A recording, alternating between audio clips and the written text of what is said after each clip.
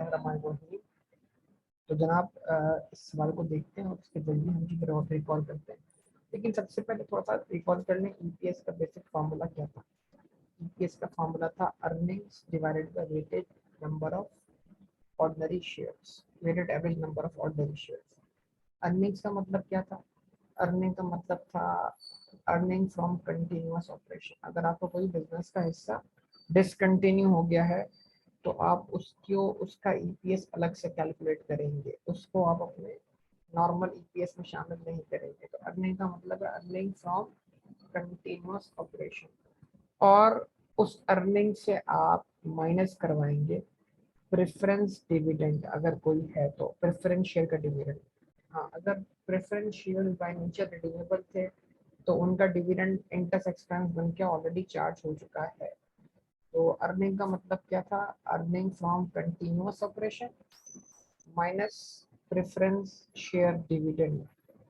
ठीक है, तो अगर प्रेफरेंस शेयर को डिविडेंड डिक्लेयर्ड हो चुका है तो क्या कर देंगे आप, उसको उसमें से माइनस कर देंगे, फिर डिवाइड कर देंगे किससे? Weighted average number of ordinary share से। तो आपका ईपीएस कैलकुलेट हो जाएगा। यस और नो? ये बेसिक बात है, सबको याद है कि नहीं याद? यहाँ तक रिस्पॉन्स कर दीजिए मुझे आप, जरा कुछ जवाब दीजिएगा बता सकते हो। ठीक है, मैं फिर रिपीट कर दूं, अर्निंग का what is the meaning of earning? Earning means earning from continuous operation. अगर कोई डिसकंटिन्यूअस ऑपरेशन है तो उसको आपने अलग कर देना है, उसका प्रॉफिट आपने अलग कर देना है और उसका ईपीएस आपने अलग से कैलकुलेट करना है। ओके, और फिर इसका मतलब क्या है? अगर पूरा बिजनेस ही कंटिन्यूअस ऑपरेशन है तो ऑब्वियसली अर्निंग इस साल का प्रॉफिट है, उसमें से लेस करवाना है आपने प्रेफरेंस शेयर का डिविडेंड, अगर डिक्लेयर्ड हो चुका है तो डिवाइड कर देंगे weighted average number of ordinary shares. Okay, now Peach Limited has 31 December year end. PL has 3.6 million shares in issue. It will made one for 4 right issue. Her 4 share रखने वाले को एक शेयर का right मिल रहा है on 1 June at a price of ₹40 per share. After the right issue, there will be one new share for every 4 shares previously in issue. अच्छा, 1/4 का मतलब क्या होता है? एक एग्जामिनर इस बात को दो तरीके से बोल सकता है। 25% राइट इशू, यानी मौजूदा शेयर्स के ऊपर 25% आप मजीद शेयर खरीदने का राइट दे रहे हैं। हर 100 शेयर पर 25 शेयर, तो हर 4 शेयर पर एक शेयर। एग्जामिनर चाहे तो एग्जामिनर चाहे तो एग्जामिनर चाहे तो इस चीज को परसेंटेज में एक्सप्रेस करे, एग्जामिनर चाहे तो इस चीज को इस तरह की फ्रैक्शन बना के एक्सप्रेस कर दे। ठीक,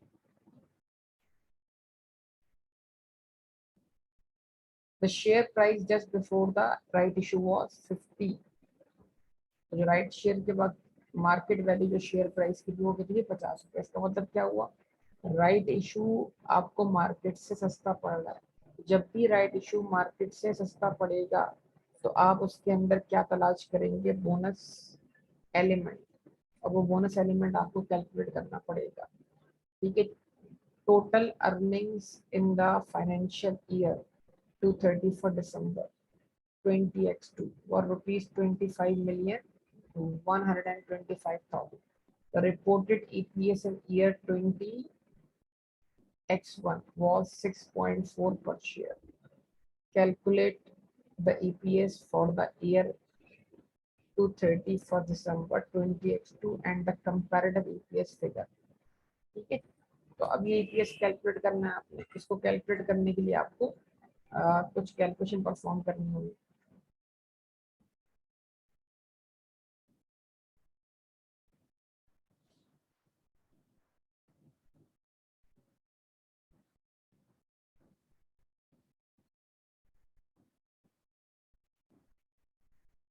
ईपीएस का फॉर्मूला क्या दिया आपने? अर्निंग्स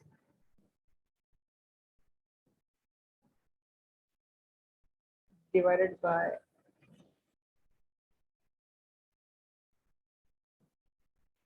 वेटेड एवरेज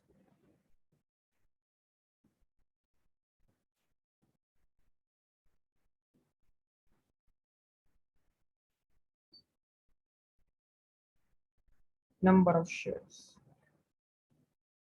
ठीक है, तो अब आपको ईपीएस कैलकुलेट करने के लिए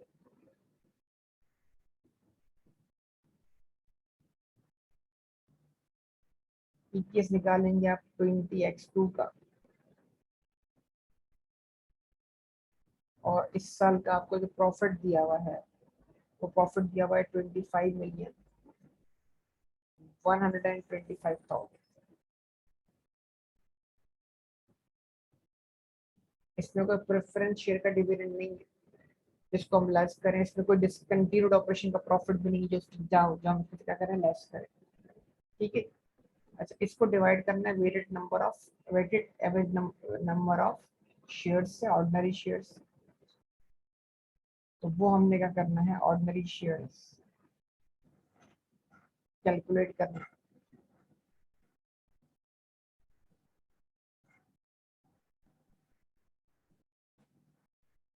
अब यहाँ पर मैं साथ साथ आपको आईएफआरएस के जरिए हेल्प लेना भी सिखा दूँ।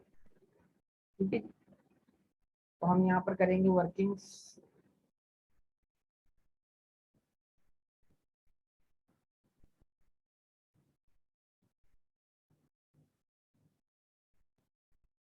वर्किंग नंबर वन क्या है हमारे पास, weighted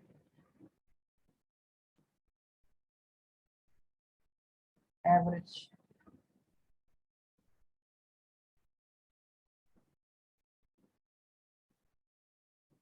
number of shares.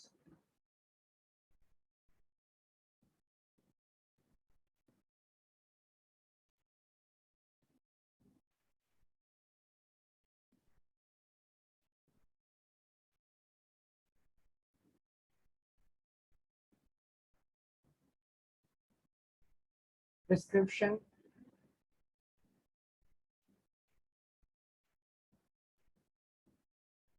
Number of shares,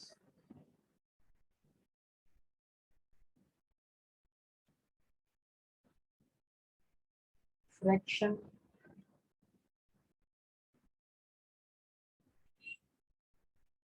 period,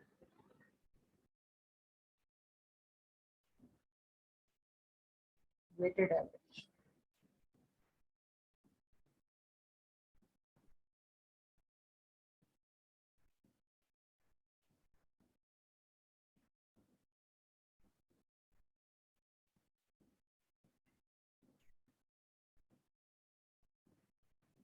ठीक है जी, अब आप देख सकते हैं कि आपके पास 1 जनवरी को 3.6 मिलियन शेयर्स इशू में मौजूद थे। 1 जून को आप हर 4 शेयर रखने वाले को मजीद नए शेयर क्या कर रहे हैं, इशू कर रहे हैं। तो आप लिखें फ्रॉम 1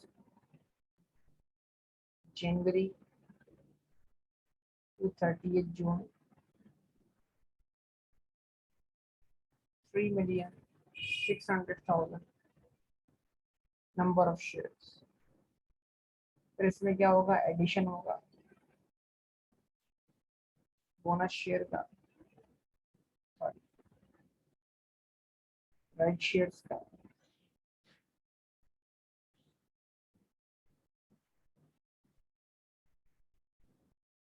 राइट शेयर्स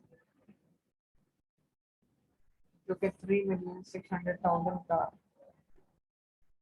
1/4 है। 3.6 मिनट का 1/4 बताइए कितना बनेगा बेटा, बताइए जरा सा।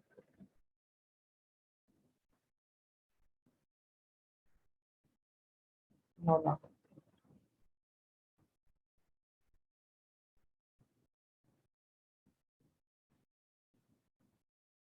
राइट इशू होने के बाद फ्रॉम 1 जुलाई टू 30 जून, सॉरी 31 दिसंबर,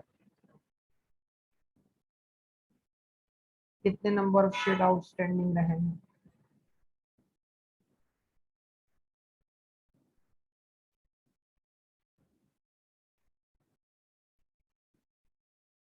अब हमें इसके अंदर बोनस शेयर के इफेक्ट को जो इसमें मौजूद है उसको हमें साल के स्टार्ट पे एडजस्ट करना है।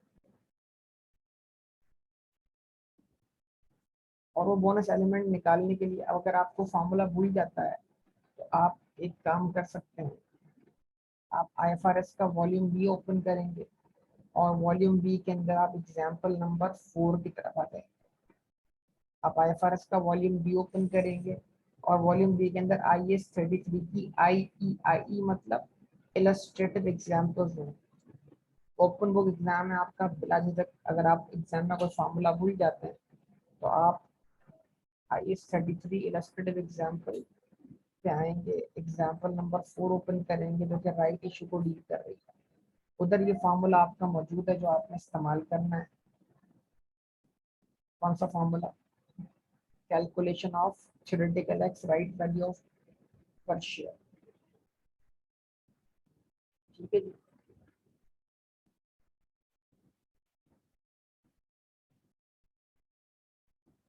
Fair value of all outstanding shares before the exercise of right share. अगर मैं यहीं से आपको समझाने की खातिर इसको पिक कर लेता हूँ।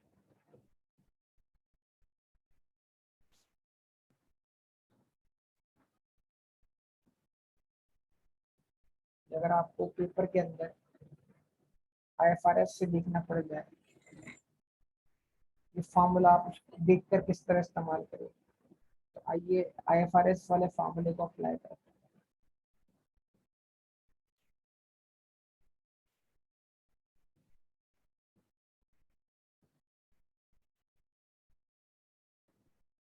Fair value of all outstanding shares before exercise of right shares. जितने भी शेयर्स हमारे पास राइट शेयर इशू होने से पहले थे उनकी मार्केट वैल्यू क्या थी? हमने कहा हर 4 शेयर जिनके पास थे उनको हम एक शेयर खरीदने का राइट दे रहे हैं। तो हर 4 शेयर को आप मल्टीप्लाई करते हैं उनकी मार्केट वैल्यू 50 रुपए से, प्लस कर दें total amount receive from the exercise of right. फिर आप एक शेयर खरीदने का राइट दे रहे हैं कितने में? 40 रुपए के।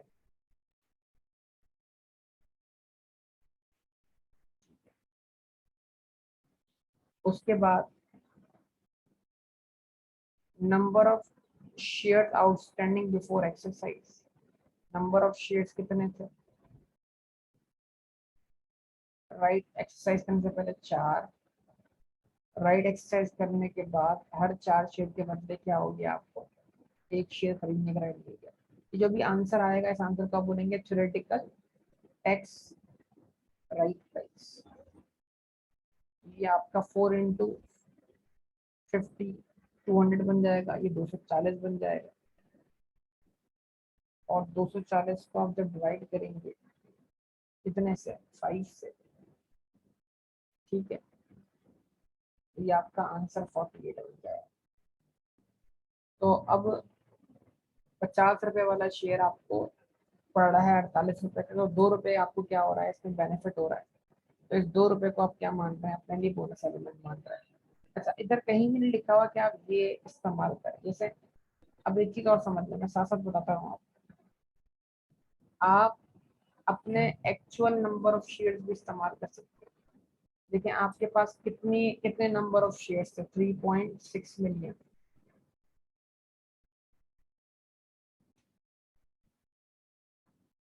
3.6 मिलियन को अगर हम मल्टीप्लाई करते हैं 50 से,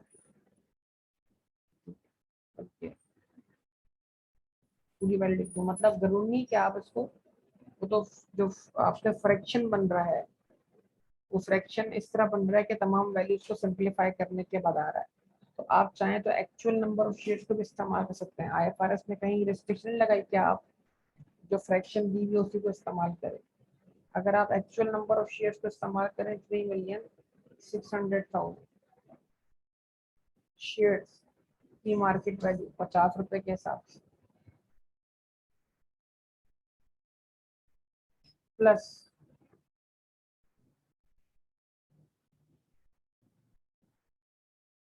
3,600,000 के ऊपर आप कितने शेयर इशू कर रहे हैं? 9 लाख।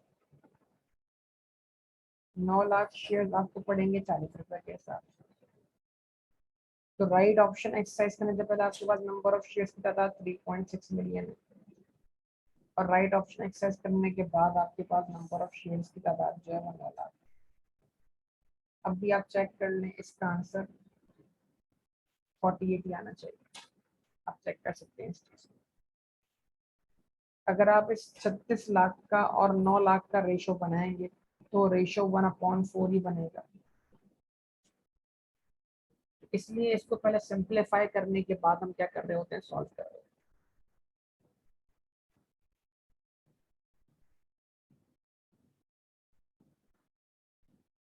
तो राइट इशू, बोनस फ्रैक्शन,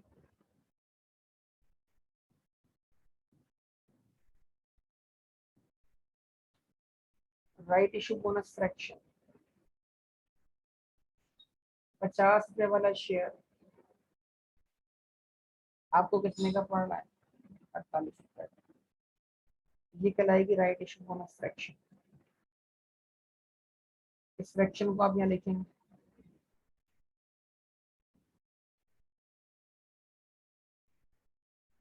यानी इस वैल्यू को आप डिवाइड बाय 48 करेंगे, मल्टीप्लाई 50 करेंगे तो 2 रुपए के हिसाब से जो एलोकेशन होनी है बोनस शेयर की वो इसमें हो जाएगी। पीरियड कितना है, 6 मंथ्स, 6/12। यहाँ पर आंसर क्या आ रहा है, लिख रहेगा आपका वेरी डेवलप बैलेंस।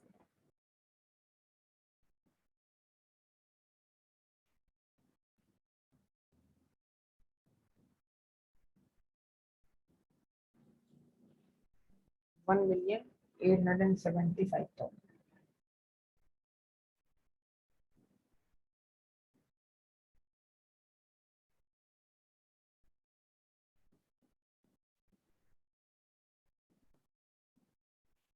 ठीक है, उसके बाद इसके अंदर वो तमाम शेयर आ चुके हैं जो राइट शेयर हैं, जिसके बोनस इसके नहीं, इसी के अंदर बोनस एलिमेंट भी मौजूद है। अब इसको मल्टीप्लाई बाय 6 डिवाइड बाय 12 कर दें, क्या आंसर आएगा बताइए।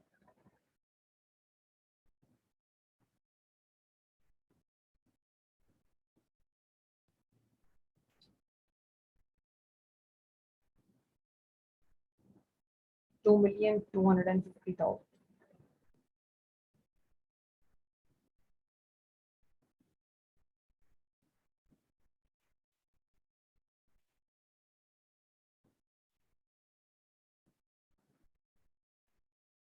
टोटल बता दीजिए क्या आता है।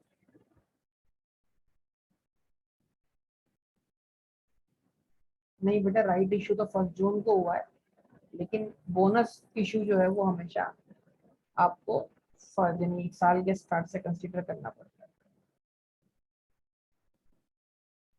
राइट इशू 1 जून को हुआ है। अच्छा ओके, मैं 1 जुलाई को अज्यूम कर रहा हूँ, तो क्वेश्चन के हिसाब से,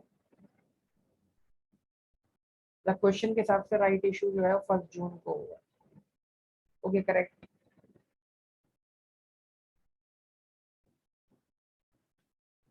इसको क्या कर दो, मैं 31 में लिख दूंगा।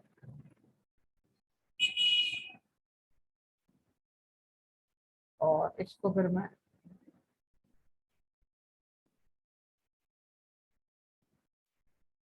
1 जून टू 31 दिसंबर लिखूंगा। फिर यहाँ मैं रखूंगा 5/12, यहाँ रखूंगा मैं 7/12।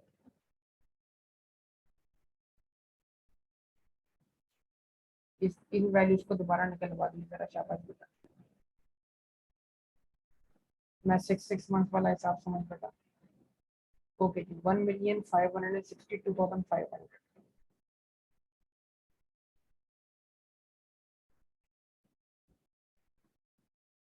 और दूसरा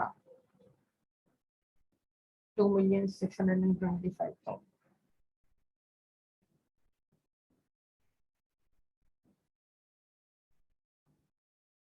दोनों का सम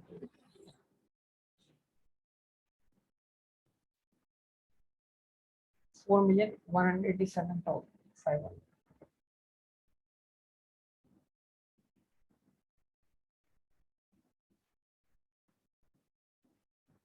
ओके करेक्ट। 4,187,500। ईपीएस का वैल्यू क्या आता है?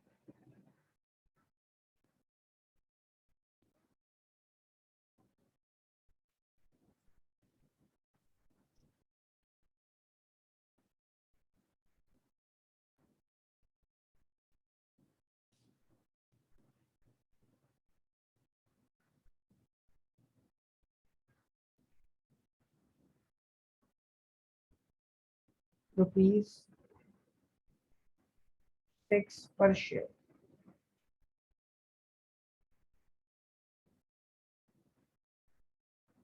ओके, उसके बाद आपको पिछले साल का ईपीएस रिवाइज करना है।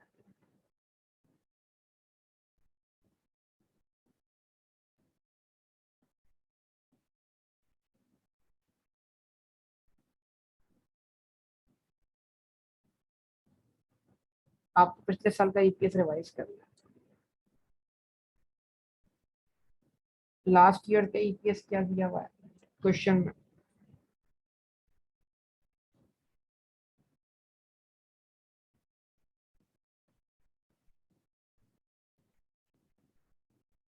इसको आपने एडजस्ट करना है बोनस फ्रैक्शन से।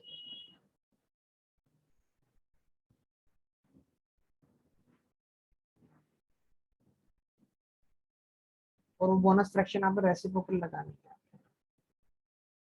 Multiply 48 divide by 50। बताइए रिवाइज ईपीएस क्या आता है आपके पास?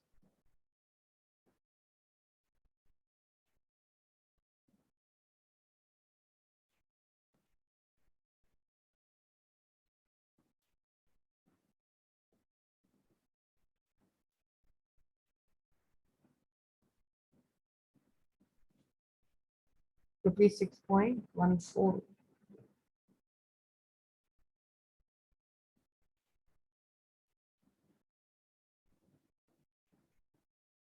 पर शेयर।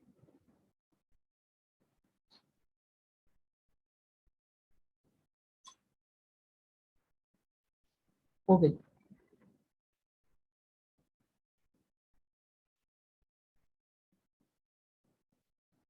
फिर आपको एक तरीका और सिखाया था मैंने, डायरेक्ट इस फ्रैक्शन को निकालने का, राइट इशू बोनस फ्रैक्शन। इसको निकालने का तरीका और भी सिखाया था मैंने आपको। मैंने कहा था टोटल कितने शेयर मिले, राइट इशू को मिला के कितने शेयर होंगे? 5। उनकी मार्केट वैल्यू क्या है? 50। ये आंसर बन जाएगा आपका 250। ठीक है। राइट इशू से पहले 4 शेयर आपके पास होने चाहिए ₹50 वाले, ताकि आप एक शेयर खरीद सकें ₹40 वाला। ये आंसर आपका आएगा 240। 250 अपॉन 240 का भी इम्पैक्ट वही होगा जो 50/48 का इम्पैक्ट है। तो आप राइट इशू बोनस फ्रैक्शन को इस तरह भी डायरेक्टली भी कैलकुलेट कर सकते हैं। मैंने आपको ये तरीका भी सिखाया था, अगर आपको याद हो तो।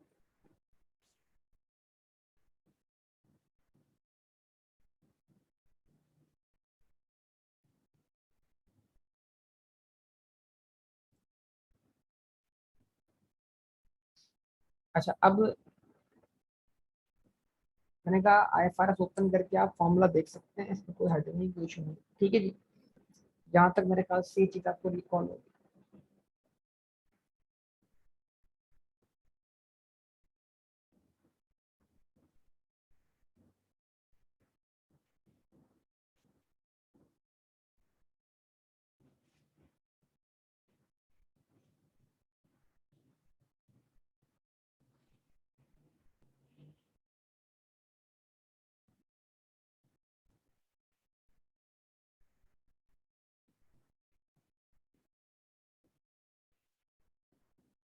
ये सवाल आप कर सकते हैं।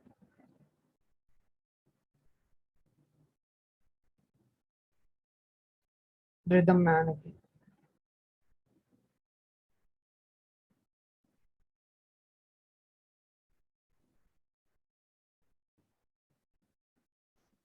Graphs Limited has 31st December financial year end. GL had 3 million ordinary share in issue on 1st January 2087. On 1st April 2087, it made 142 right issue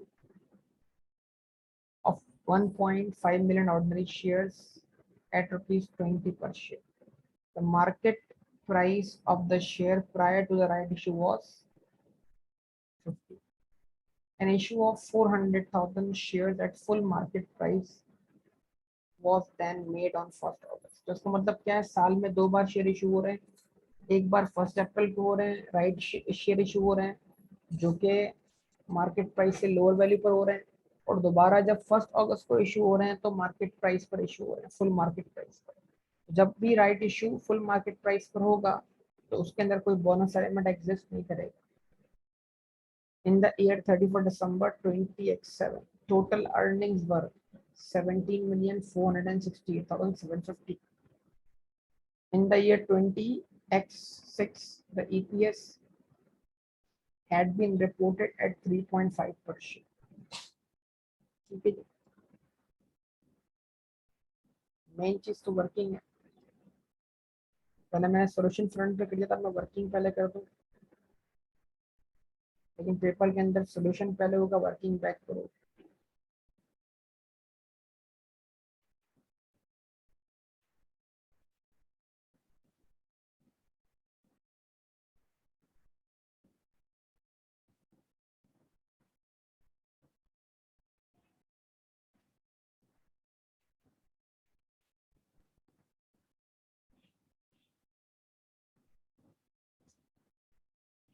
Number of shares, selection, period,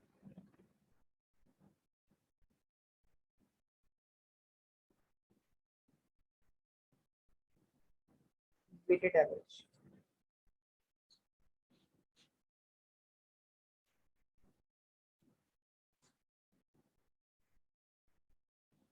सबसे पहले आपके जो शेयर्स हैं वो outstanding रहे हैं from 1st January to 31st मार्च।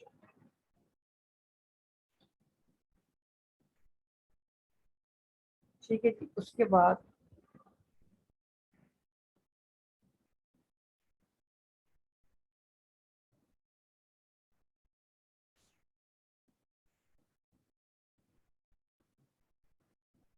तो आपने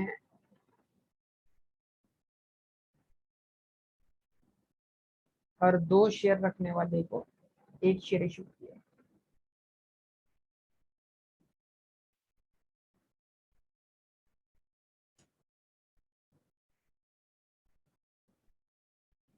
ठीक है, हर 2 शेयर रखने वाले को 1 शेयर आपने क्या किया, इशू किया। On 1st April 2027, it made 142 right issue of 1.5 million ordinary shares at rupees 20 per share.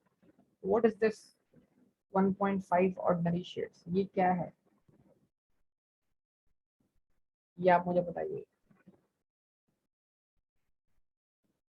1.5 ordinary shares क्या है?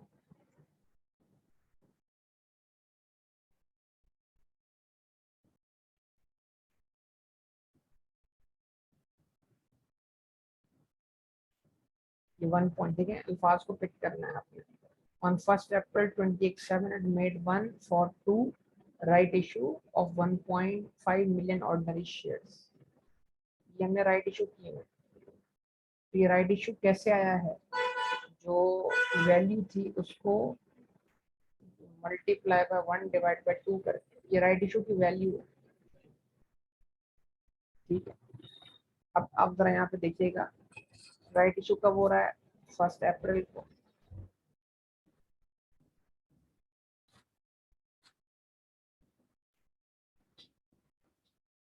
और उसका इफेक्ट कब तक लेना है, 31 जुलाई तक। कितना, 1.5 मिलियन शेयर। अब यहाँ जो वैल्यू है वो आपको मालूम नहीं है, इसका मतलब ये हुआ अगर यहाँ जो वैल्यू है वो x है और x को अगर आप 1/2 से मल्टीप्लाई करते हैं कि अगर आपके नंबर ऑफ शेयर्स x है जिसको आप डिवाइड बाय 2 कर रहे हैं तो आंसर ये आ रहा है। तो अगर x को इधर ले आए x इंटू 1 x बन जाएगा डिवाइड बाय 2, 2 जाके उससे क्या कर दें मल्टीप्लाई कर दें। इसका मतलब क्या होगा, तो x की वैल्यू जो है वो किसके बराबर होगी 3 मिलियन शेयर्स।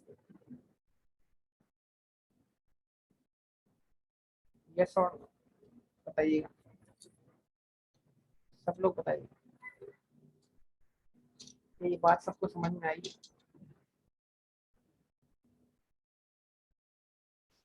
यानी आपके राइट इशू जो है वो आपके ओपनिंग शेयर्स का 50% है। चले 12, अब इसी से बोनस फ्रैक्शन क्या होगी,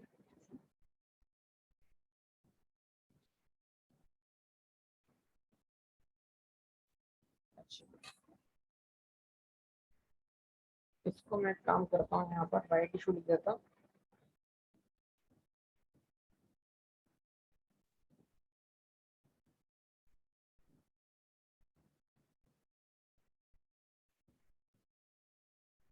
और राइट इशू मिलाकर जो बैलेंस है वो 1 अप्रैल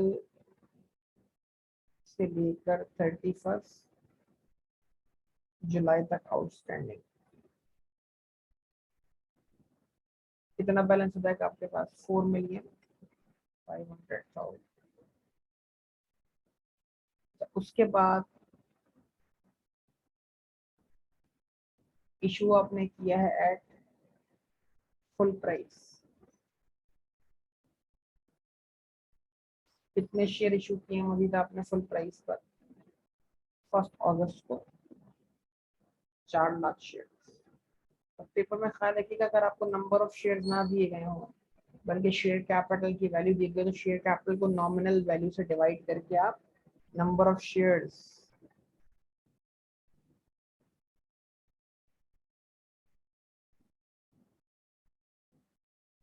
कॉन्सेप्ट रिकॉल करते हुए चलाऊं बेटा ईपीएस का पूरा।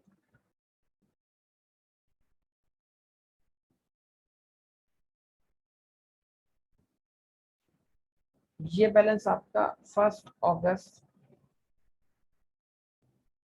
से लेकर 31 दिसंबर तक क्या रहा है आउटस्टैंडिंग।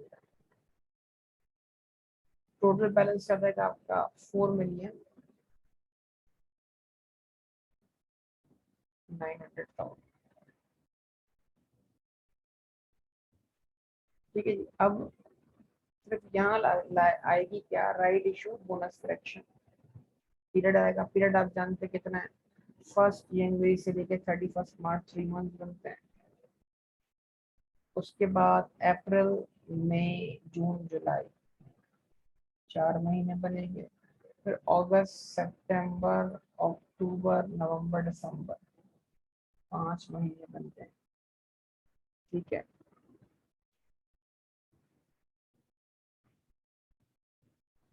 अच्छा अब उसके बाद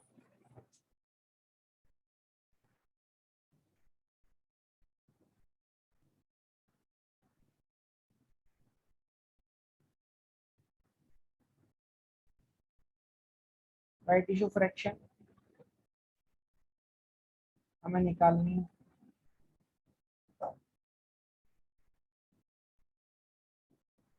और वो निकालने के लिए आपको यही वाला फॉर्मूला आईएफआरएस से के जरिए अप्लाई कर देना है।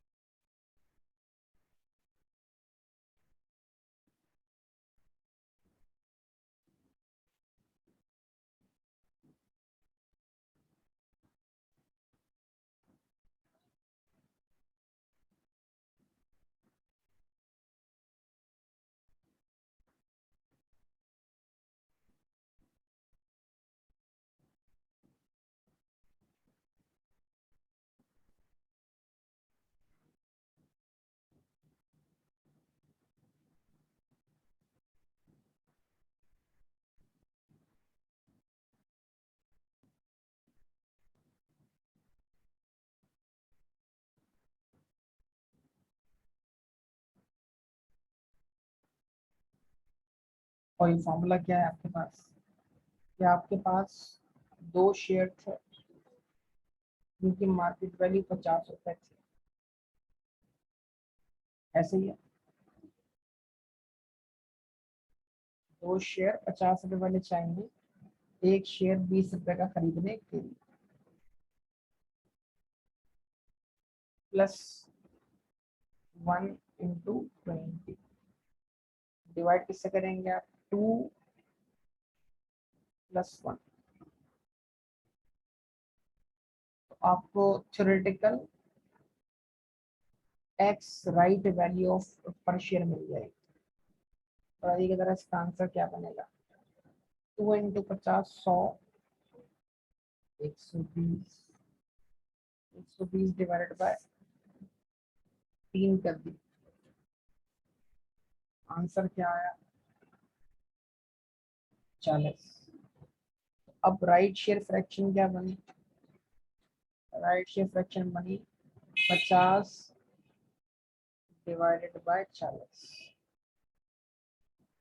ठीक है, बोल सकते हैं। तो आपने इसको मल्टीप्लाई किससे करवाया, 50 से, डिवाइड करवाया 40।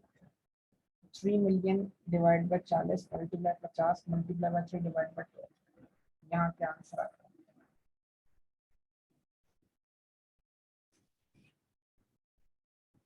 बताइए।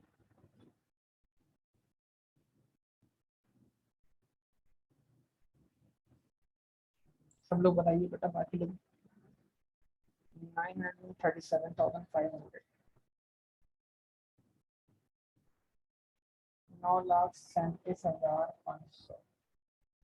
अच्छा, उसके बाद 4.5 million multiply by 4 divide by 12, यहाँ क्या आंसर आता है,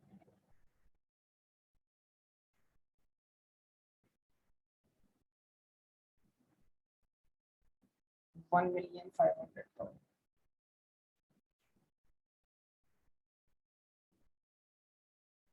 उसके बाद 4.9 मिलियन डिवाइडेड बाय 12 मल्टीप्लाई 5, यहाँ क्या आंसर आता है,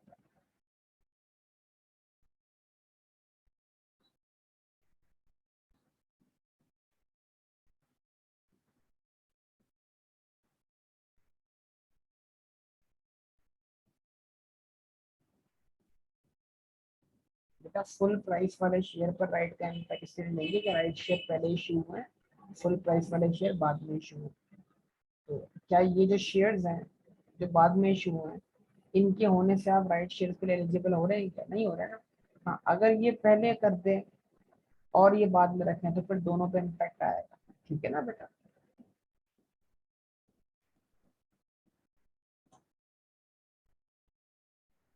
अगर इसकी तरतीब चेंज कर देना इस क्वेश्चन में, कि आप 1 अप्रैल को फुल प्राइस वाला इशू करवाते और देन 1 अगस्त को आप राइट इशू करवाते, तो फिर दोनों पे इम्पैक्ट पड़ेगा बेटा। लेकिन अभी 4 लाख वाले शेयर जो हैं वो तो राइट इशू होने के बाद आ रहे हैं ना। अच्छा, इसका आंसर क्या है यहाँ पे,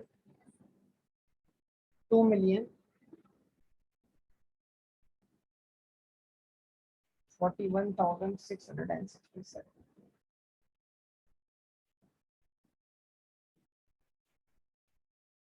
weighted average number of shares का सम क्या आ गया बेटा,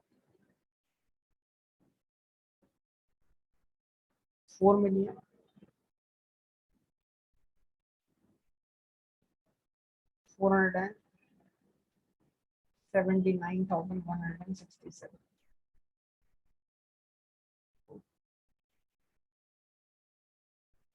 अब ईपीएस निकाल लेंगे आप।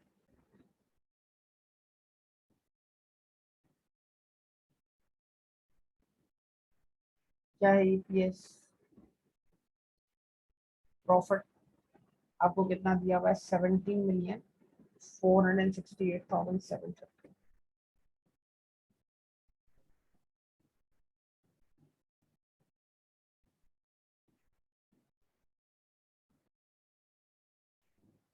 Divided by weighted average number of shares, 4,479,000।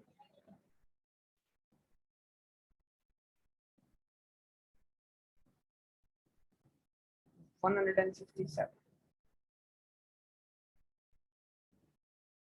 ठीक है, बताइए क्या आंसर आता है इसका। 3.89।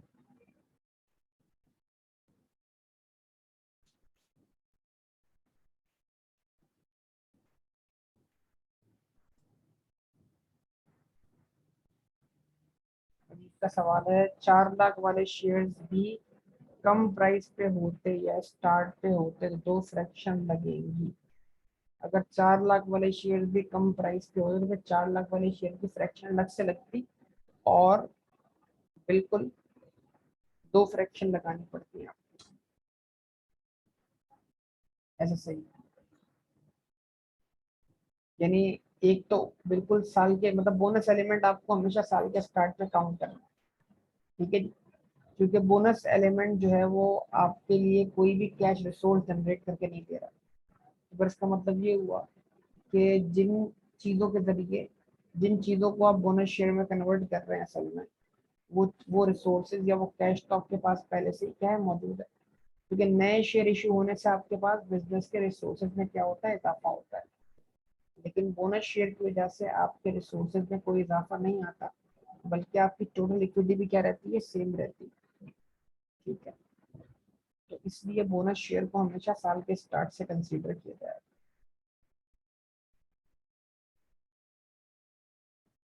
अच्छा, ये क्या आंसर आ गया इसका? 3.89।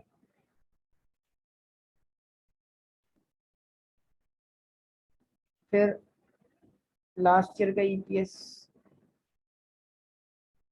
20x रिवाइज कर देंगे आप। लास्ट ईयर का ईपीएस कितना दिया हुआ है क्वेश्चन में?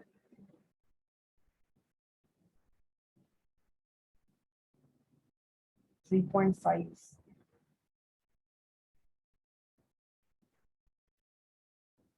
इसको मल्टीप्लाई करेंगे आप इससे, 40 से डिवाइड करेंगे आप 50 से, तो रिवाइज ईपीएस में भी जाएगा 2.8 पर शेयर।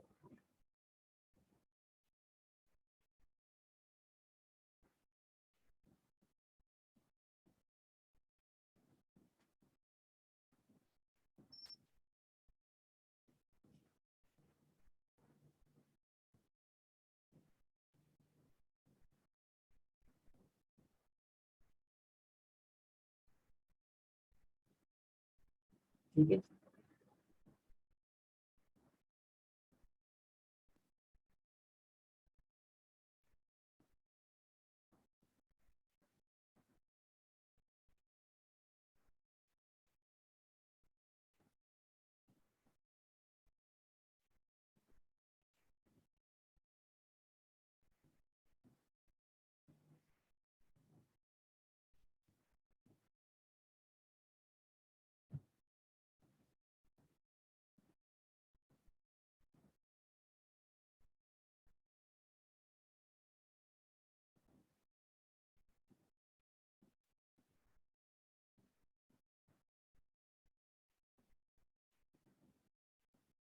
आपके सवाल के जवाब इसमें आ रही देखने का।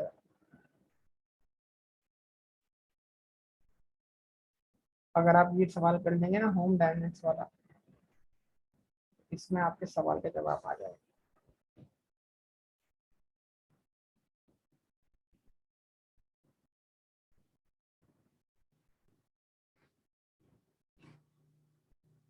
तो देखिए जरा, home dynamics limited, the following information pertains to the financial statements of Home Dynamics Limited, a listed company, for the year ending 31st December 2026. Profit from continuing operation, net of tax, 765 million. Profit from discontinued operation, net of tax, 155 million. ठीक है, profit after tax आ गया 920 million. Shareholders equity as on 1 January 20x comprised of 10 million ordinary shares of rupees 10 each, having market value of 25 each. 4 million cumulative preference shares, rupees 10 each, entitled to a cumulative dividend at 10%. तो dividend cumulative है तो right to receive dividend cannot be waived. तो आप क्या करेंगे, इसका 10% निकाल कर अपने प्रॉफिट में से क्या कर देंगे, माइनस कर देंगे। On 31st March 2026, BL announced 40% right shares with 10 million ordinary shares के ऊपर 40% right shares to its ordinary shareholder। यानी इसका मतलब 40% का मतलब ये हुआ कि इसके अंदर हर 5 शेयर रखने वाले को 2 शेयर खरीदने का राइट मिलेगा। तो 40% का मतलब क्या हो, फ्रैक्शन बनी 2/5, यानी हर, ये कौन सी फ्रैक्शन है, राइट शेयर की फ्रैक्शन। 2/5 40% के बराबर ही होगा ना बेटा, जरा सोचिएगा, दिमाग चलाइएगा जरा। 2/5 40% के बराबर होगा कि नहीं होगा, या 10 मिलियन का 40% निकालने का आंसर 4 मिलियन बनेगा। 4 मिलियन को आप डिवाइड किससे कर दें, 10 मिलियन से, तो कैंसिल होकर वो 2/5 बन जाए। ठीक है। The entitlement of the right share was 31st May. The market price immediately before the announcement of the date and entitlement date was 28 and 32 respectively। ठीक है, अभी आपके सामने आ गया यहाँ पर, और इसमें मुख्तलिफ किस्म की क्या आ रही है पैसेदार।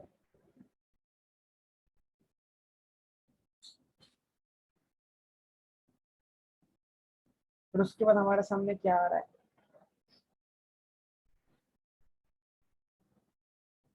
on 2nd August 2026, HDL announced 20% bonus issue. Entitlement date of bonus shares were 31st August। ठीक है, आपने 20% बोनस शेयर अनाउंस किए, लेकिन बोनस शेयर आपने इशू कब किए, 31st August। On 1st February 2027, the board of directors announced 20% cash dividend and 10% bonus issue of being the final dividend to the ordinary shareholder and 10% dividend for shareholders, preference shareholders। ठीक है, तो 1 फरवरी 2017 को आपने आपके board of director ने क्या किया, 20% cash dividend announce किया, 10% बोनस शेयर अनाउंस कर दिया, और 10% क्या किया, कैश प्रेफरेंस डिविडेंड अनाउंस कर दिया। अब आपको क्या करना है, ईपीएस कैलकुलेट करना है। अगर थोड़ा सा इसको ध्यान में रखिएगा।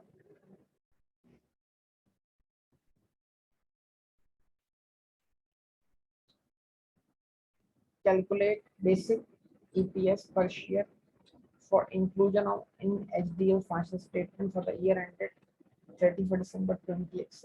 Show all relevant calculations। ठीक है, तो सारी कैलकुलेशन आपको परफॉर्म करनी।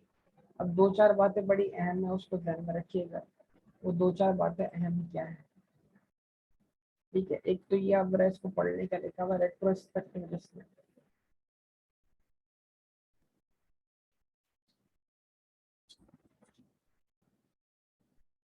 If the number of ordinary shares और potential ordinary shares, ये डायलिटी केस में आएगा, outstanding increases as a result of capitalization, bonus issue or share split, or decrease as a result of reverse share split, the calculation of basic and dilute EPS for all period presented shall be adjusted retrospectively। यानी क्या मतलब, जब भी without any resource shares के अंदर क्या आएंगे, change आएंगे, उन चेंजेस को हम रेट्रोस्पेक्टिवली क्या करेंगे, एडजस्ट करेंगे। मतलब उसको हम साल के स्टार्ट से एडजस्टेड मान रहे हैं।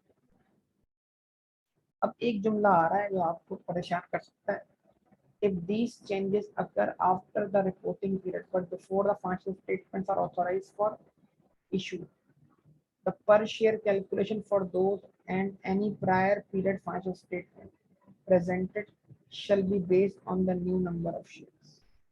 ये एक ऐसी बात यहाँ पर आ रही है जो कि आपको परेशान कर सकती है। तो अगर आप पूरे होशो हवास में मेरी बात सुन रहे होंगे तो आपको मेरी बात समझ में आएगी। जरा गौर करना है इस बात के ऊपर। देखिए, सबसे पहले आप मुझे बताएं, होम डायनेमिक्स लिमिटेड के अंदर आपका ईयर एंड क्या है, ये बताइए पहले, ताकि चीजें मिक्स ना हो। क्लियरिटी बताएं सब लोग, होम डायनेमिक्स लिमिटेड के अंदर आपका ईयर एंड क्या है?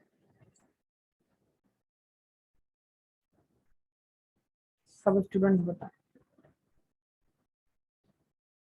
31 दिसंबर 2016, प्रॉपर बोलो। अच्छा, तो 2016 का फाइनल डिविडेंड कब डिक्लेयर हो रहा है बेटा?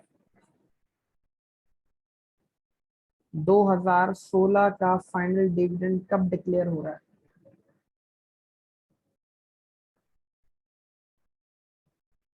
2017। एडजस्ट कब होगा?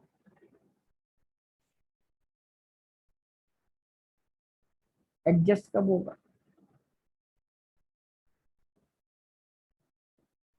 2017 में एडजस्ट होगा ना बेटा। Statement of change in equity के लिहाज से उसकी एंट्री कब बनेगी? 16 में बनेगी।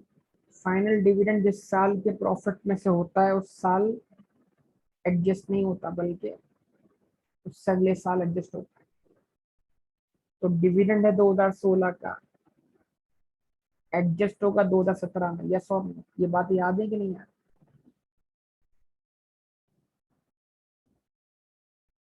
ओके, इसका मतलब ये हुआ, statement of change in equity के लिहाज से हमें 2016 के फाइनल डिविडेंड का इफेक्ट 2016 में दिखाने की जरूरत नहीं है, यस और नो?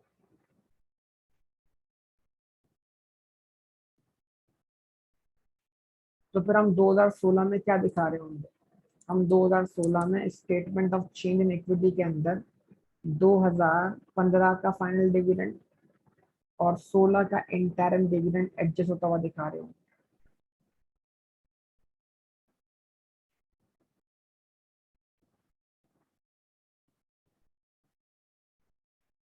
ठीक है जी, तो ये वाली बात हो गई साइड पर, यानी मतलब स्टेटमेंट चेंज वाला कॉन्सेप्ट हमारा अपनी जगह पर रहेगा, वो तो खराब नहीं होगा ना।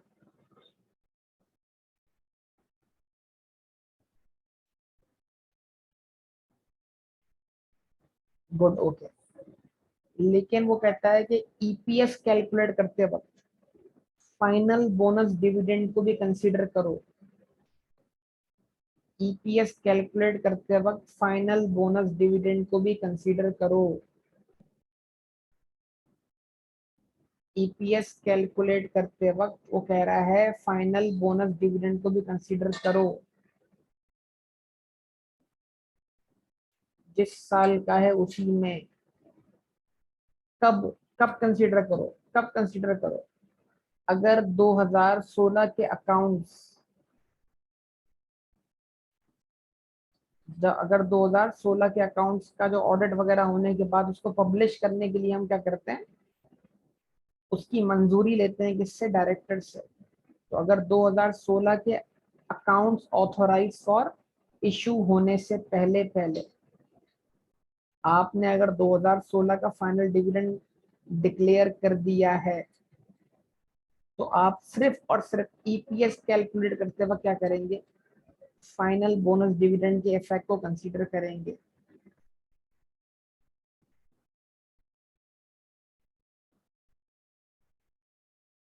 बेटा, ये बात कितने लोगों को समझ में आ रही है, जरा बता दीजिएगा प्लीज।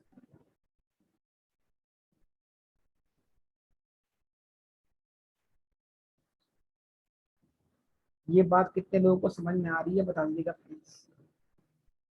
दो बातें निकलेंगी यहाँ पर, दो बातें निकलेंगी यहाँ पर। Point number one, point number one, सबसे पहला पॉइंट, क्या ईपीएस कैलकुलेट करते वक्त जिस साल का ईपीएस कैलकुलेट हो रहा है उस साल का फाइनल डिविडेंड बोनस इशू को कंसीडर किए करें?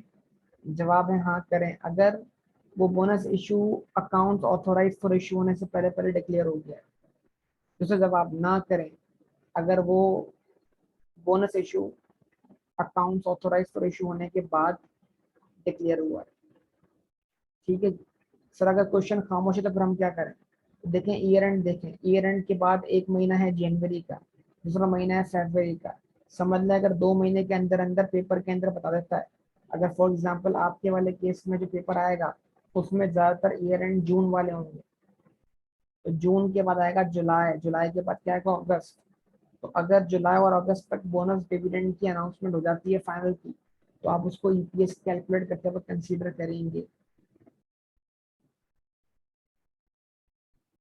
लेकिन statement of change in equity बनाते हुए कंसीडर नहीं करेंगे। अकाउंटिंग एंट्री उसकी 2017 में ही बनेगी।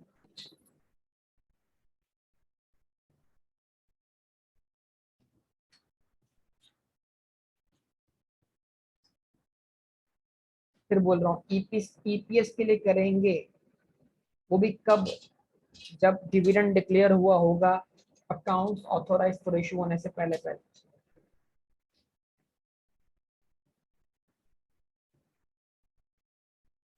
और हमेशा राइट शेयर में से बोनस शेयर फ्रैक्शन निकालने के लिए आप डेट ऑफ इंटाइटलमेंट वाला क्या करेंगे? प्राइस इस्तेमाल करेंगे।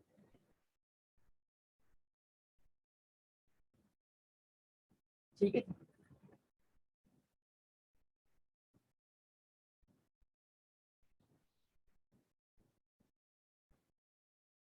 ये आपके सामने है सिचुएशन।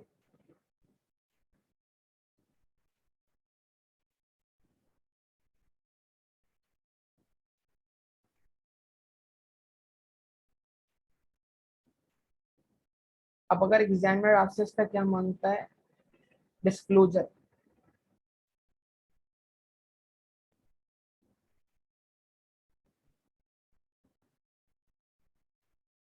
तो वो किस तरह बनेगा मैं साथ साथ वो बनाना सिखा दूंगा।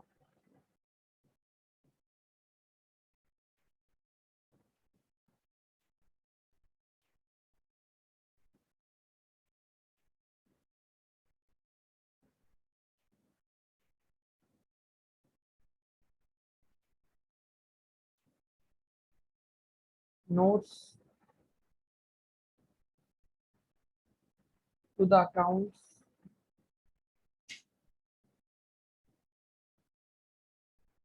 फॉर द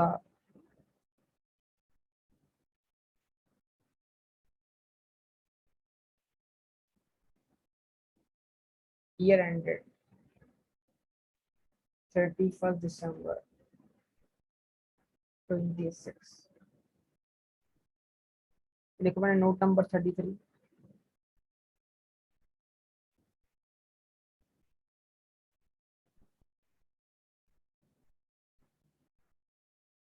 अर्निंग पर शेयर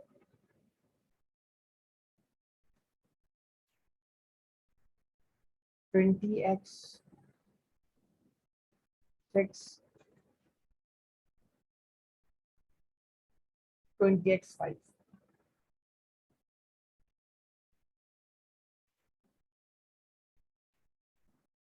बेसिक ईपीएस, क्योंकि ईपीएस का मैं ऊपर इस्तेमाल कर चुका हूँ।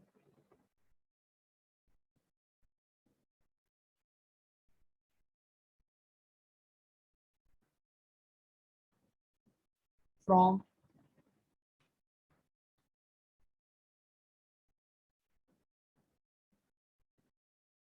Continued operation. अगर एग्जामिनर्स के डिस्क्लोजर की बात करें तो आपको फिर इस तरह फॉर्मेट बनाना पड़ेगा। फ्रॉम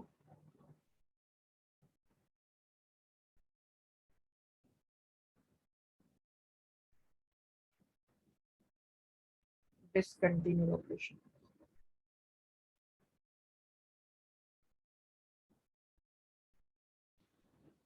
ठीक है। इसके बाद नीचे इसकी डायलूट डीकेस आती है जो कि अभी इसमें तो नहीं है खैर। उसके बाद आप कर लेंगे इसकी बात।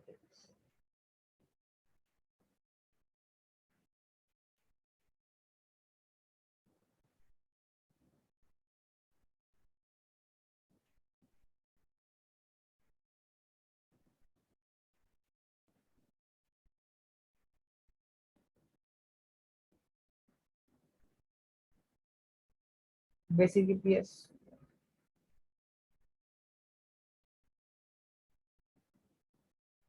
कंटिन्यूड ऑपरेशंस,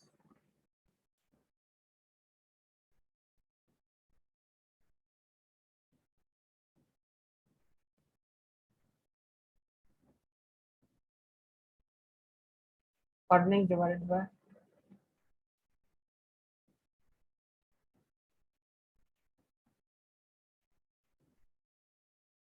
वेटेड एवरेज,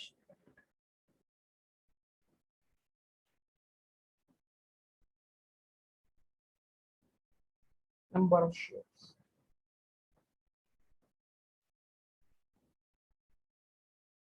ठीक है जी। उसके बाद वर्किंग नंबर 2 कर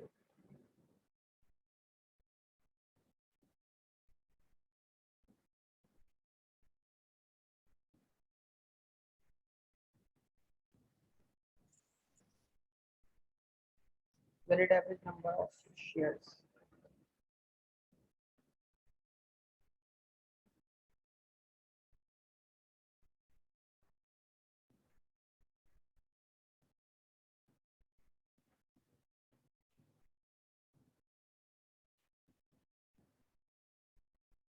नंबर ऑफ शेयर्स। अब यहाँ पर आप चाहें तो मल्टीपल किस्म की फ्रैक्शन लगा दें। तो सबसे पहले आप लिख सकते हैं right issue fraction.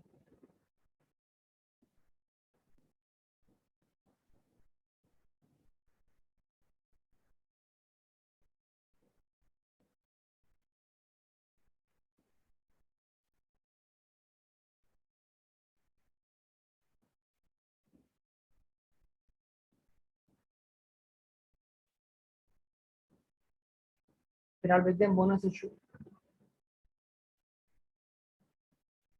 Right issue fraction.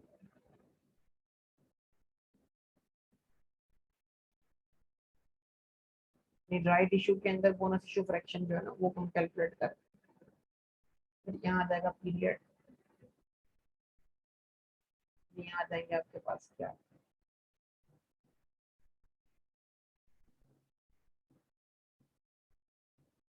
Weighted average.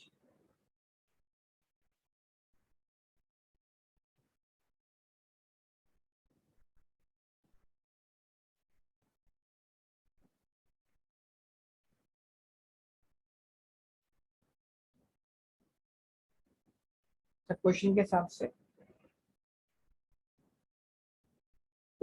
से हमारे पास 10 मिलियन ऑर्डिनरी शेयर मौजूद हैं।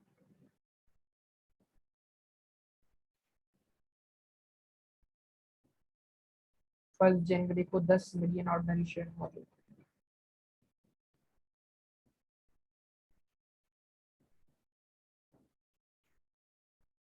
ठीक है जी। और ये 10 मिलियन ऑर्डिनरी शेयर आपके आउटस्टैंडिंग रहते हैं कब से कब तक।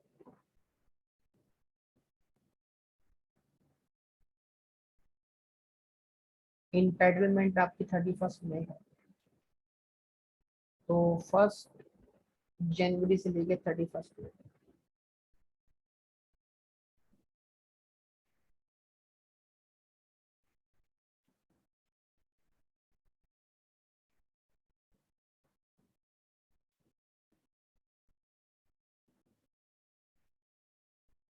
फिर आप राइट इशू करते हैं।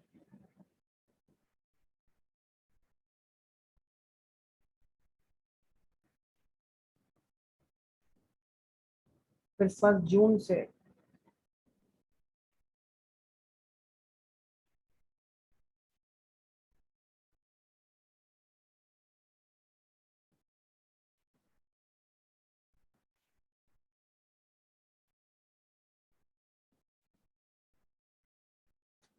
1 जून से लेकर आप 31 अगस्त को मजीद बोनस शेयर इशू कर रहे हैं।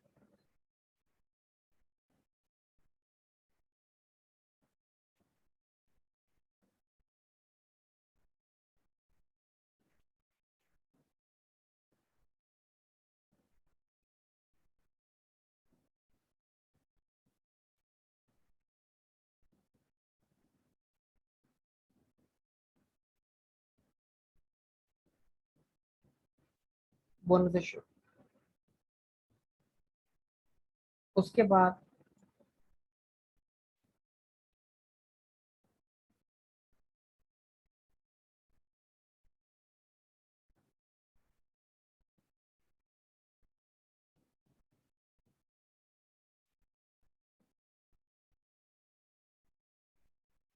फिर 1 फरवरी को जो आप क्या कर रहे हैं, डिविडेंड डिक्लेयर कर रहे हैं, उसको 10% मजीद आप क्या कर रहे हैं, डिविडेंड इशू करेंगे।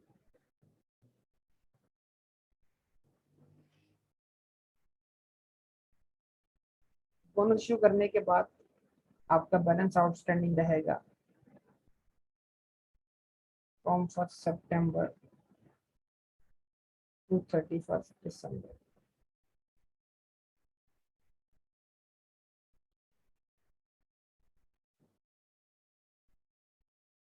अब यहाँ पर आप करना है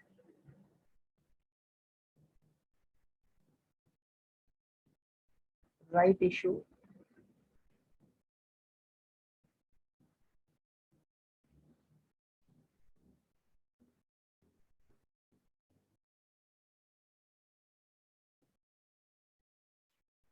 bonus fraction. Right issue bonus fraction निकाल लेंगे आप यहाँ पे, निकाल सकते हैं आप सब लोग।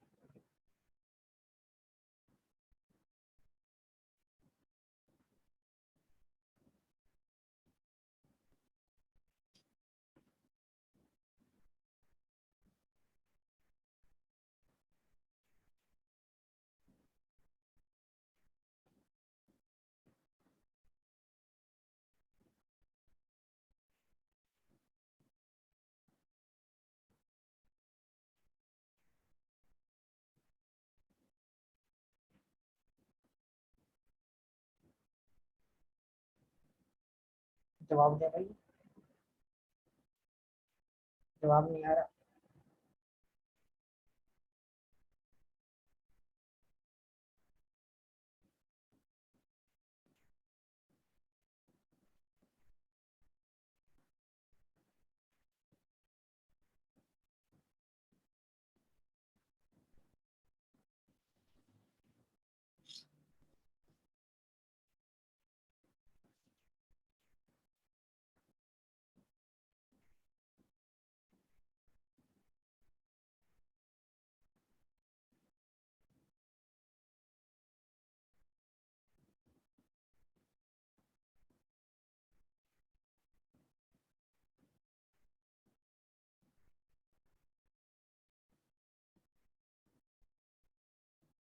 ठीक है जी, अब मैं क्या निकाल रहा हूँ भाई,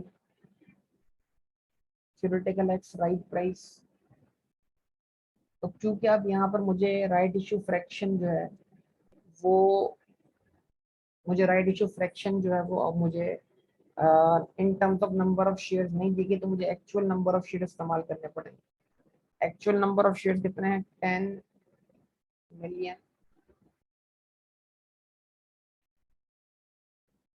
तो आपको 10 मिलियन शेयर्स 32 रुपए के हिसाब से खरीदने होंगे, ताकि आप 4 मिलियन, जो कि 40% है 10 मिलियन का, 25 रुपए के हिसाब से खरीदने के लिए क्या हो जाए, एलिजिबल हो जाए। तो अब राइट इशू से पहले नंबर ऑफ शेयर्स कितने थे, 10 मिलियन। राइट इशू कितने हुए, 4 मिलियन, 40%। तो ये फ्रैक्शन जरा बताइएगा सॉल्व के क्या बनेगा।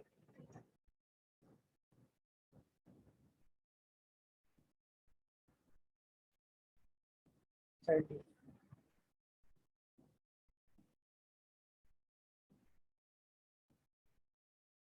ठीक है जी। और 40% को मैंने इस तरह भी डिफाइन किया था, हर 5 शेयर रखने वाले को 2 शेयर मिलेंगे। हर 5 शेयर रखने वाला 5 शेयर खरीदेगा 32 रुपए के हिसाब से, तो वो 2 शेयर खरीद पाएगा 25 रुपए के हिसाब से। तो फिर 5 + 2 अब करके देख लें, आंसर वेरीफाई कर लें। तो अगर इस केस में नंबर ऑफ शेयर हमें उस तरह दिए होते ना फ्रैक्शन की शक्ल में, 2/5, तो हम इस तरह कैलकुलेट कर लेते, लेकिन क्योंकि हमें क्वेश्चन ने फ्रैक्शन नहीं दी, तो हमने अभी क्या कर लिया, एक्चुअल नंबर ऑफ शेयर्स के जरिए इसको कैलकुलेट किया है। अगर actual number of share 10 million है, तो 10 मिलियन का 40% क्या बनेगा, 4 मिलियन।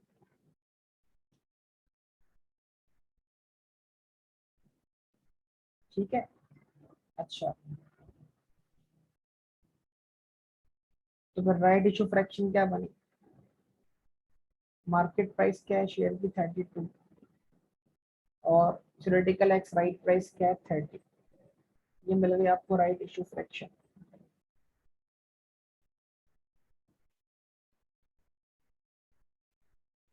तो राइट इशू फ्रैक्शन लगा दिया आपने,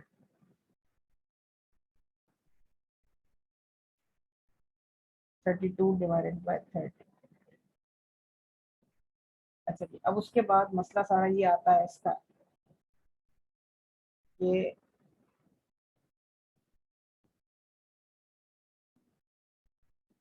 आप 20% बोनस इशू भी करेंगे। ठीक है, 20% bonus issue, 20% bonus share issue कर रहे हैं, तो हर 100 शेयर पर 20 शेयर, तो हर 5 शेयर पर 1 शेयर।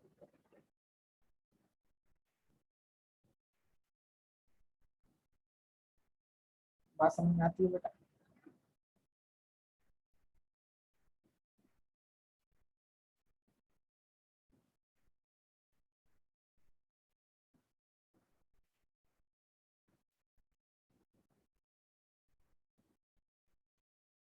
तो क्या करेंगे आप इसको, यानी हर 100 शेयर रखने वाले को आप 20 शेयर फ्री ऑफ कॉस्ट दे रहे हैं, तब उसके पास 120 शेयर हो गए।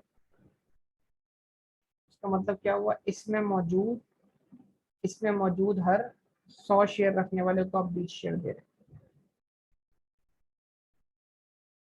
फिर उसके बाद जो आपने फाइनल डिविडेंड के तौर पर बोनस शेयर अनाउंस किया है, वो अनाउंस तो आपने ईयर एंड के बाद किया, लेकिन अगर अकाउंट्स ऑथोराइज फॉर इशू करने से पहले पहले किया है, तो उसको भी कंसीडर करना पड़ेगा। और वो क्या है, वो कितना परसेंटेज है, लिखा हुआ आता है कि भाई 10% बोनस इशू। 10% बोनस इशू क्या मतलब, हर 100 शेयर रखने वाले को आप 10 शेयर दे रहे हैं, तो इसका मतलब क्या हुआ, एक फ्रैक्शन और लग जाएगी, 110/100। ठीक, अब क्या करें, इस वैल्यू को इन सबसे मल्टीप्लाई डिवाइड करते रहे जरा। ठीक है, और फिर यहाँ पर आप पीरियड काउंट करें इसका, 1 जनवरी टू 31 मई, कितना बनेगा, 5 महीने। और यहाँ निकाला है इसका बैलेंस कितना आता है,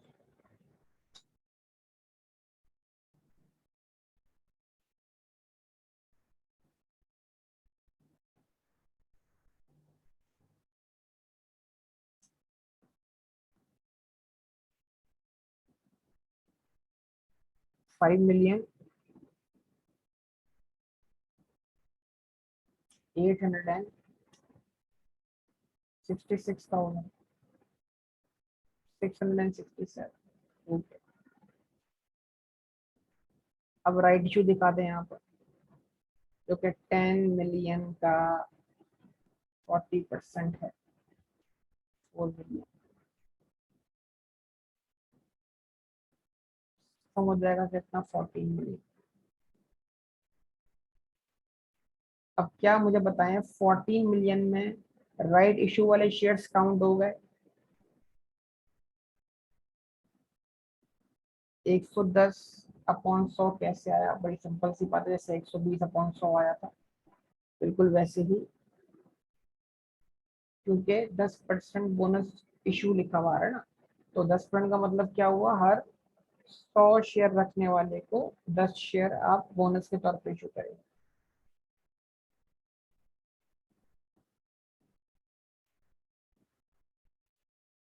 ठीक है, वैसे तो ये इशू होंगे ईयर एंड के बाद, लेकिन हम उसको कंसीडर कर रहे हैं। ठीक है, और कंसीडर कब करना है, जब ये अनाउंसमेंट हो गई हो बिफोर ऑथोराइजेशन ऑफ अकाउंट। अच्छा, अब मुझे आप जवाब दें, क्या अब इस 14 मिलियन के अंदर बोनस शेयर, इस 14 मिलियन के अंदर राइट शेयर शामिल हो चुके हैं? तमाम राइट शेयर शामिल हो चुके हैं। तो वो राइट शेयर भी शामिल हो गए हैं जो बोनस एलिमेंट रखते हैं, ठीक है ना। तो अब हमें राइट शेयर की फ्रैक्शन काउंट करने की जरूरत नहीं है। हाँ, क्योंकि ये बोनस इशू जो होंगे वो राइट शेयर इशू होने के बाद हो रहे हैं, तो राइट शेयर होल्डर भी इन बोनस इशू के लिए क्या होंगे, एलिजिबल होंगे।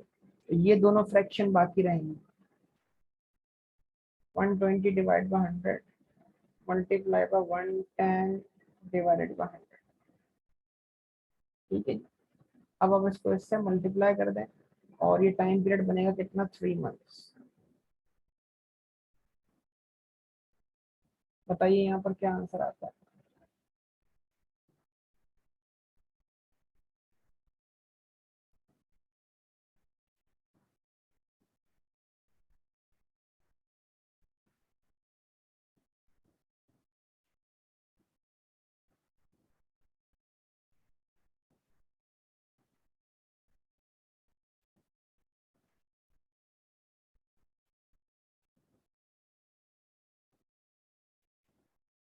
4,620,000। अच्छा ये ओके। अब यहाँ बोनस शेयर इशू करवा दें। 14 मिलियन शेयर्स में मौजूद हर 100 शेयर रखने वाले को आप 20 शेयर इशू कर रहे हैं। तो 100 ये हैं, 20 ये हैं, मिलके कितने हो जाएंगे, 120। 14 million divided by 100 multiplied by 20, 4,620,000 divided by 100 multiply by 20।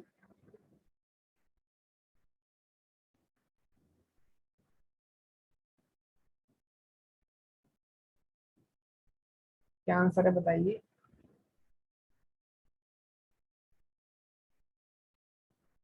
2.8 million, 2,800,000। अब 2,800,000 क्या कर दें, इसमें प्लस करवा दें, तो क्या आंसर आ जाएगा आपके पास, 16,800,000। अब जरा मुझे बताइए कि ये जो 16,800,000 है, ये 20% बोनस इशू और 40% राइट इशू के इफेक्ट लेने के बाद है, या सॉरी।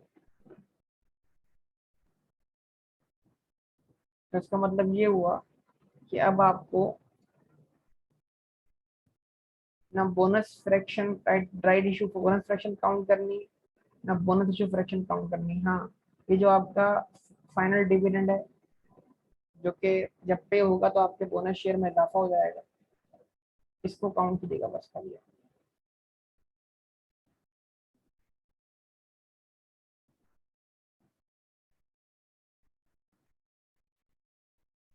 ठीक है जी। और इसका टाइम पीरियड निकाल लीजिएगा, 4 डिवाइडेड बाय 12।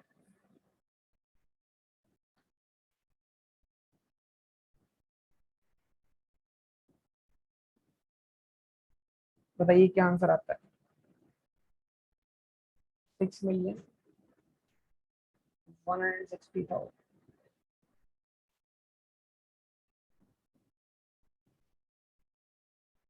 टोटल कर दीजिएगा बेटा इसको आप।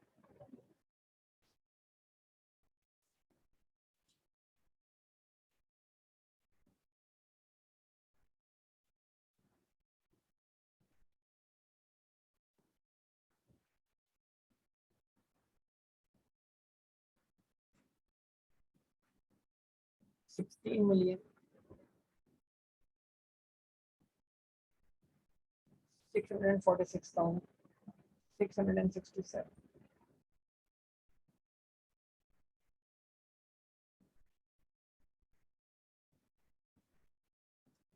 ठीक है भाई, कंटिन्यूड ऑपरेशन से आप ईपीएस निकाल लें।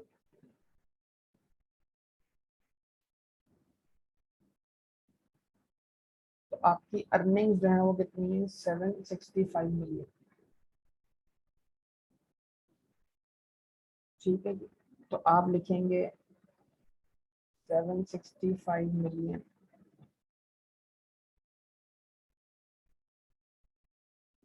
माइनस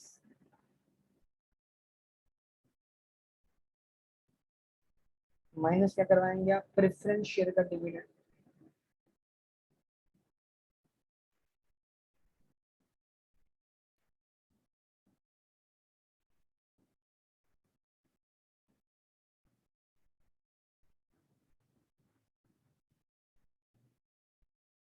वो मिलने का 10%।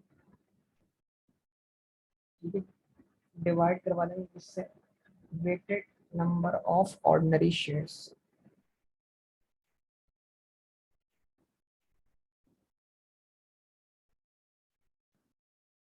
अच्छा एक चीज और है, 4 million number of shares,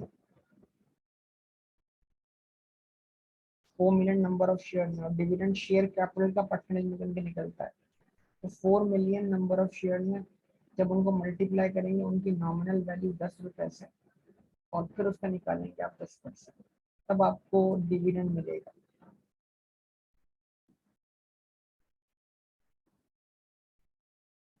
4 million number of share में जब 4 मिलियन मल्टीप्लाई किससे हुआ, शेयर की वैल्यू से, नॉमिनल वैल्यू से, तो अब शेयर कैपिटल आ गया। प्रेफरेंस शेयर कैपिटल कितना है, 40 मिलियन। 40 मिलियन का 10% 4 मिलियन ही बनेगा। ठीक है, weighted number of ordinary shares कितने हैं बेटा, 16,646,667। 16,646,667।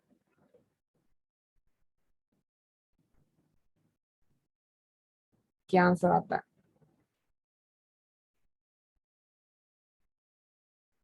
45.7 में।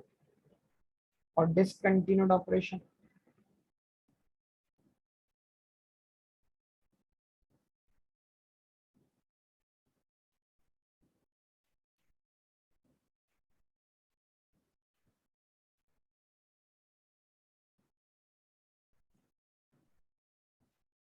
डिसकंटिन्यूड ऑपरेशन का भी निकालना है, 155 मिलियन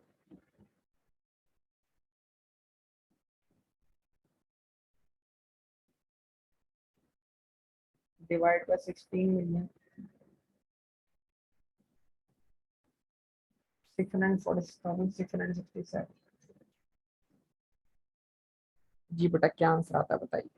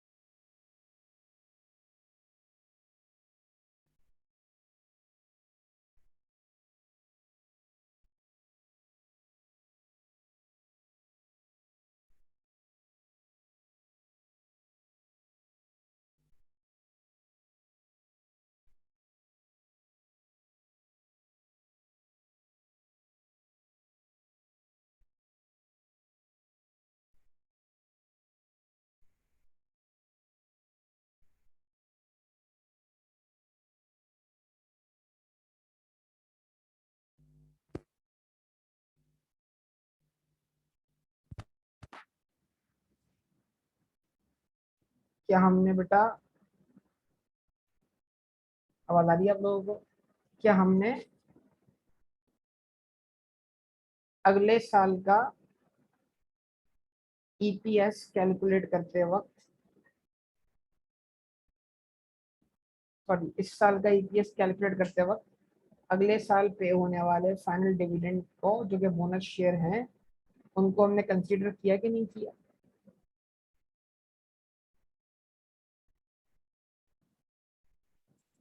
किया, जबरदस्त। तो जब हम 2000, अब सुनिएगा जरा, की पॉइंट क्या है। जब हम 2007 का ईपीएस निकालेंगे आइंदा साल, तो क्या हमें 2006 के ईपीएस को रिवाइज करना पड़ेगा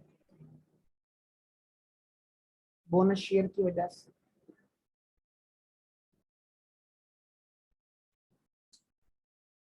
क्या हमें 2006 के ईपीएस को रिवाइज करना पड़ेगा बोनस शेयर की वजह से? नहीं करना पड़ेगा ना, क्योंकि हम उन बोनस शेयर्स को जो कि 2007 में इशू हो रहे हैं, उनको हम पहले ही 2006 में कंसीडर कर चुके हैं।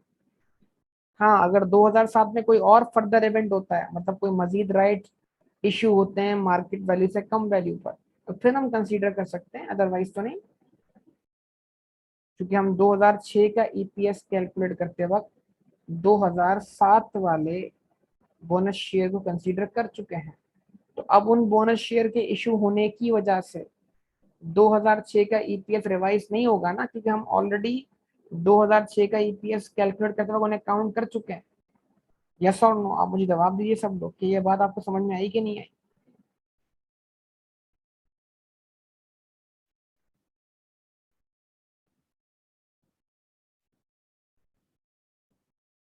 चलें, गुड, जबरदस्त।